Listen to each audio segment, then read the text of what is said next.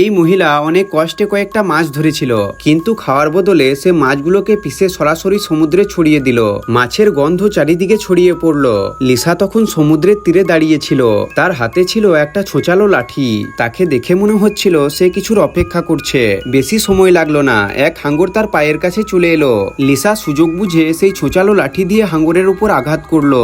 সবাই ভেবেছিল লিসা এবার বড়সড় খাবার পেয়ে যাবে, কিন্তু না, সে হাঙ্গরটাকে উপরে ঝুলিয়ে দিল আর সে নিজে বালিতে গর্ত খুঁড়ে লুকিয়ে গেল। লিসার চোখ তখনও হাঙ্গরের উপর আটকে ছিল। সে অনেক ক্ষুধার্ত ছিল, কিন্তু ক্ষুধার থেকেও বড় জিনিস ছিল ভয়ের অনুভূতি। এই দ্বীপে কিছু আছে যা সাধারণ নয়। লিসা ভেবেছিল হাঙ্গরকে টোপ বানিয়ে পরীক্ষা করা যাক, কিন্তু হঠাৎ ঘুম ভেঙে সে দেখলো হাঙ্গর উধাও। মানে বিপদ সত্যিই আছে। পরের দিন সে তার সঙ্গীর লাশ কবর দিল। তারপর যা সামান্য জিনিস ছিল তা দিয়ে একটা ভেলা বানানোর চেষ্টা করলো, কিন্তু শুধু একটা লাইফ জ্যাকেট আর সুটকেস দিয়ে সমুদ্র পার করা সম্ভব ছিল না। না ভারসাম্য ছিল, না ভেসে থাকার আশা। লিসাকে সেই পরিকল্পনা ছেড়ে দিতে হলো। সন্ধ্যা ঘনিয়ে আসছিল, তখন লিসাকে নিজেকে বাঁচাতে হবে। সে একটা ফাঁপা গাছের কাণ্ড পেল এবং তাতে ঢুকে পড়লো, কিন্তু কিসের নিরাপদ? মাঝরাতে চারপাশে অদ্ভুত শব্দ ভেসে আসতে লাগলো। হঠাৎ সেই গাছের কাণ্ড জোরে কাঁপতে শুরু করলো।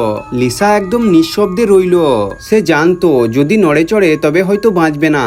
সেই রাতটা সে এভাবেই কাটিয়ে দিল, কিন্তু ভোর হতেই তার লুকানোর জায়গা ভেঙে পড়লো। এখন তাকে একটা নতুন জায়গা খুঁজতে হবে। তখনই সে দূরে সমুদ্রে একটা দেহ ভেসে থাকতে দেখলো।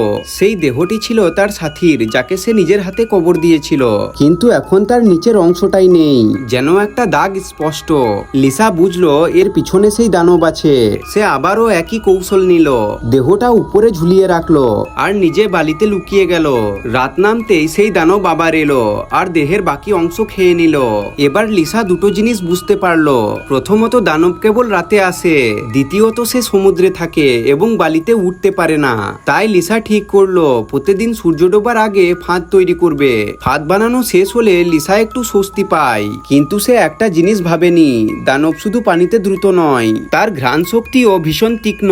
আর সেই রাতেই সে পাগলের মতো সোজা লিসার দিকে এগোতে শুরু করলো। তারপর লিসার সাথে কি ঘটলো সেটা দেখার জন্য কমেন্টে পার্ট 2 লিখে দিন।